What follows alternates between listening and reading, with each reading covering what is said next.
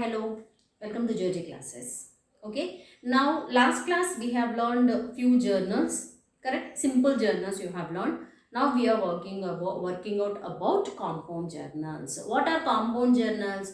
Where more than one debit or one credit are there. Those are called compound journals. Where more than one debit or one credit. That means you can see one debit and two credits, or two debits and two credits, or two debits and three credits, something like that it will be coming. So it is a little bit confusing, but you can do it very easily, don't worry. Okay, so we are doing again four transactions I have taken here. Okay, applying the rules is same. Applying the rules is always same. There is no change in that. Okay, first transaction, started business with cash, building and stock. Okay, so started business. So we know we have capital account. With what and all he has started? Cash account, building account and stock account. Okay, these are the accounts involved. Now first, capital account comes under capital only. Cash account comes under asset, buildings comes under asset, stock comes under asset. What is the rule for capital? Come on fast. What is the rule for capital?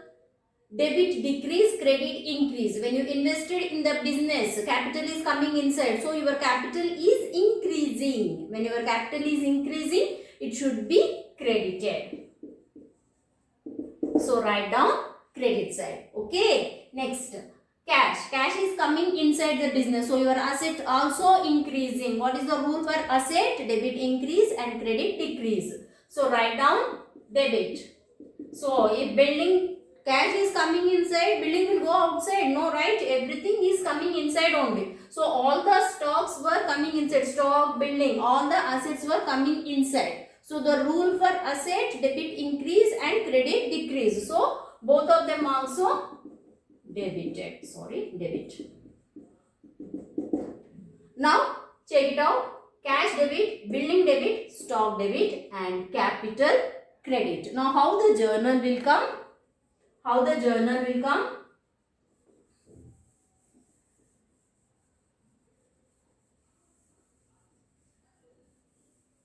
How do we write the journal law? Cash account, debtor, building account, debtor, stock account, debtor, to capital account. And the narration, being started business with cash, building and stock. Underline this. Okay, now how to write the amounts? In front of cash, what is the amount? 1 lakh. In front of building, 2 lakhs. In front of stock, 10,000. So always debit and credit must be equal. So the capital will be all together. We are including, no, it is 3,10,000. Add 3 of them and then write down. Got it? Understood this one? Next transaction. Paid to Amar 10,000 in full settlement of his account 12,000. Okay, that means we are supposed to pay him 12,000. We paid only 10,000. So 2,000 he gave us as discount. What is discount? This is cash discount. Already we discussed in the basic terms. If you want, go back and cross check the video. Okay. So now here what and all are there? Amar is there. Discount is there. And who else? What else? Cash is there. So these are the accounts involved. Who is Amar? We paid to him. That means he was creditor. Discount. We received the discount. We should pay 12,000, but we paid only 10,000. 2,000 discount you received. So this will be revenue. Cash, asset. Okay. Now, what is the, how do you apply the rule? Amar creditor. Amar creditor. So that means it is a liability. That means it is a liability. Rule for liability: increase credit, decrease debit. When you pay to Amar, that means you are clearing your credit. So there will not be any more liability for us. So your liability is decreasing. Your liability is decreasing. So we are gonna debit him. We are gonna debit him. What is the rule for revenue? Debit decrease, credit increase. Now you received the discount. Now you received the discount. So it is increasing. Where revenue is increased, we call it credit. Then cash, asset. When you paid money to Amar, your cash is going out. So your cash is decreasing. So asset is decreasing. What is the rule for asset? Debit increase, credit decrease. So now here I am supposed to credit this. Here you can't write. If you know one, other two goes some other place. That you can't write for each and every transaction. You have to apply the rule and then you have to write down. Now here only Amar debit, discount credit and cash credit. Now write down the journal. Amar account debtor. Amar account debtor to discount. Sorry, I only told you give some space so I don't take risk. To discount account to cash account. Okay. Being paid to Amar and received discount.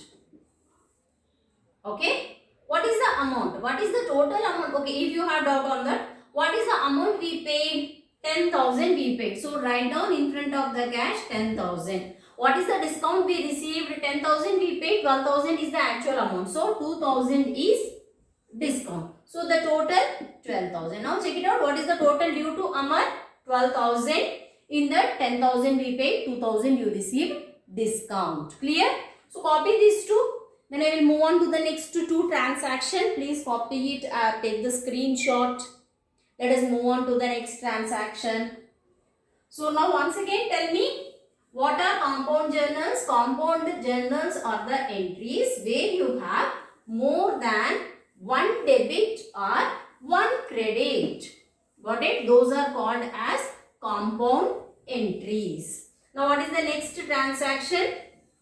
Just now we have paid to someone and we received discount. Now we received from someone and we gave the discount. We received from someone and we gave the discount. Received from Kamal. So Kamal account. Discount also there. Cash account. So this one Kamal. First cash I finish it off. We received from Kamal. Then who is Kamal? Kamal is debtor. Debtor. Is it? Kamal is debtor, not debtor. Please don't call it debtor. Okay? He is debtor. Debtor means that is an asset for you. Okay? Discount. We gave discount here. That means we are supposed to receive 14,000. But we paid only 13,500. So 500 is loss for us only. So this is comes under expenses or losses. Now let us apply the rule. Asset rule, debit increase and credit decrease. Now here what happened? Kamal is clearing his credit. So now our debtors are reducing. Our debtors are reducing. So where asset is reducing, that should be credited. Okay. Now, expenses and losses, debit increase and credit decrease. When you got one more new discount, that means your loss is increasing. So, debit increase. Next transaction, next account, it is cash account. Asset, debit increase, credit decrease. When you received the money, cash is coming inside. So, your asset is increasing. So, we will write debit here. We will write debit here. Now let's write down the journal. So cash debit, discount debit, Kamal credit. Cash account, debtor. Discount account, debtor. 2, Kamal account. And the narration, being received from Kamal, allowed discount.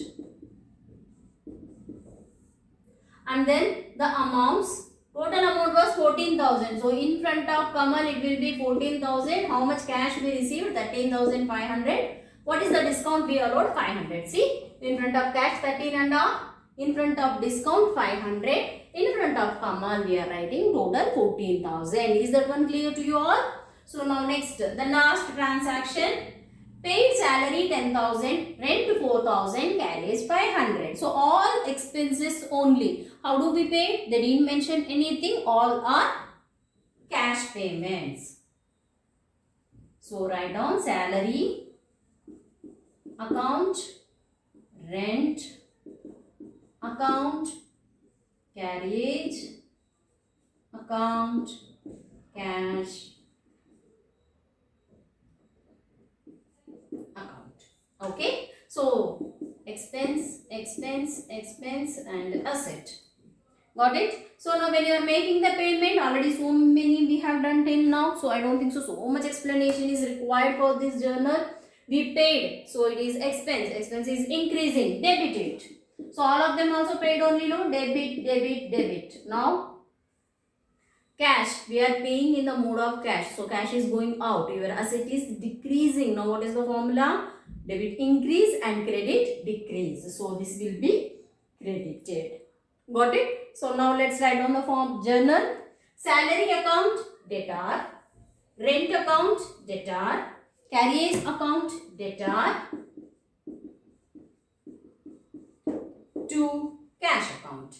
Being paid salary, rent, carriage.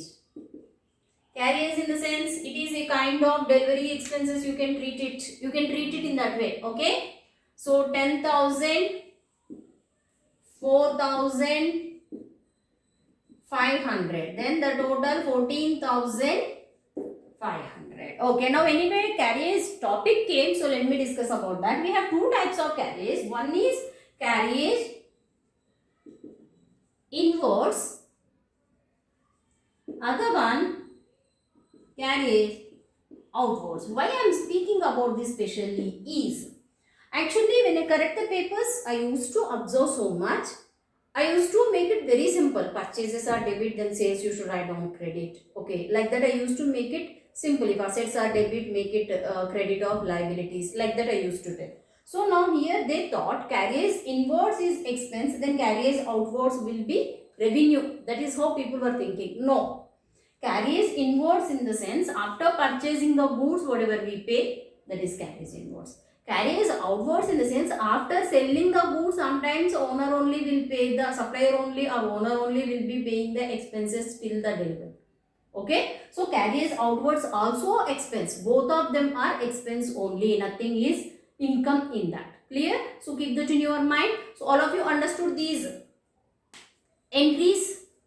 What are these entries? These are compound entries. So hope all of you understood, right? So now in the next class, we will be learning how to post ledgers from the journals. Okay, hope all of you understood, right? If you understood, please do like, share and subscribe. Thank you very much. Bye-bye.